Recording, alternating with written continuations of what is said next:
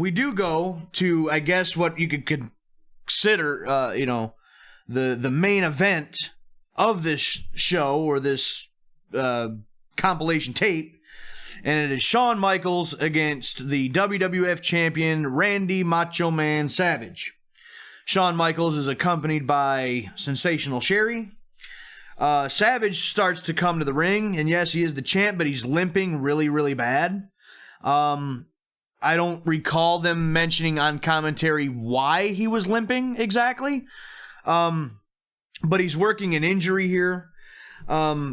At the beginning of the match, Savage, being that he is hurt, he is injured, he's backpedaling away from the heel, which is not something that you see very often. Really showing the injury, can barely put any weight on the leg at all. Shawn keeps trying to sweep the leg, keeps trying to grab the leg. Randy Savage is trying to protect it. He's leaving the ring. He's limping around the ring, just trying to stay away from Shawn. They mentioned that, if Shawn can get Randy Savage back in the ring, get a pinfall submission, he'll win the title. I didn't hear them mention that it was for the title, before the match started, so that was a little confusing to me. They do start fighting on the outside quite a bit. Shawn ends up getting run into the ring post, things like that. Sensational Sherry's trying to get involved where she can. Your typical heel manager. You get a double axe handle by Randy Savage, injuring the leg even further.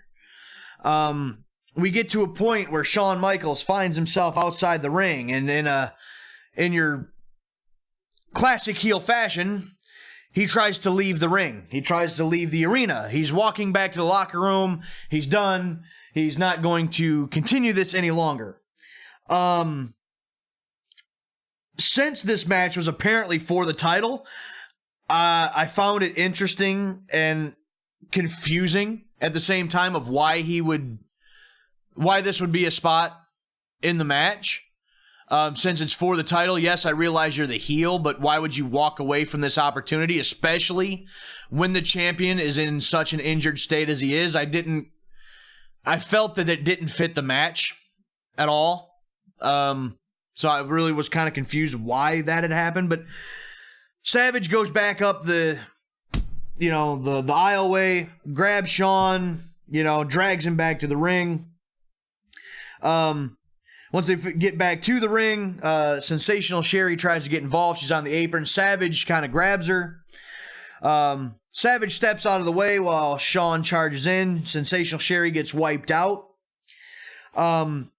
Shortly after this, Shawn finally starts to get a chance to work on the injured leg of Randy Savage. Shawn, being the heel here, is distracting the referee, diverting his attention. Sensational Sherry's getting involved, getting the cheap shots in, working the leg herself. You get a couple different figure four leg locks from Shawn working on that leg. They even mention on the commentary at one point that the referee may have to stop the match, and being that the ring psychology at this point in the match I feel was really good. You have this injured champion, the heel's working on the injury, the fact that they may have to stop the match because Randy Savage can't continue and the title just may change hands, I like that. Being that the first thing that you see of Randy Savage, he's limping to the ring. That's, to me, I feel exactly the way that this match should have been done. So essentially we go to another figure four attempt by Shawn. He gets pushed off by Randy Savage. Shawn ends up hitting the ring post. Randy Savage, hobbles and scratches and claws and pulls his way up to the top rope. Finally drops the elbow, and Randy Savage is the winner and retains the WWF Championship. Afterwards, Shawn is irate. He and Sherry are trying to assault Randy Savage, and then he starts assaulting some officials. And essentially, that is where this match and segment ends.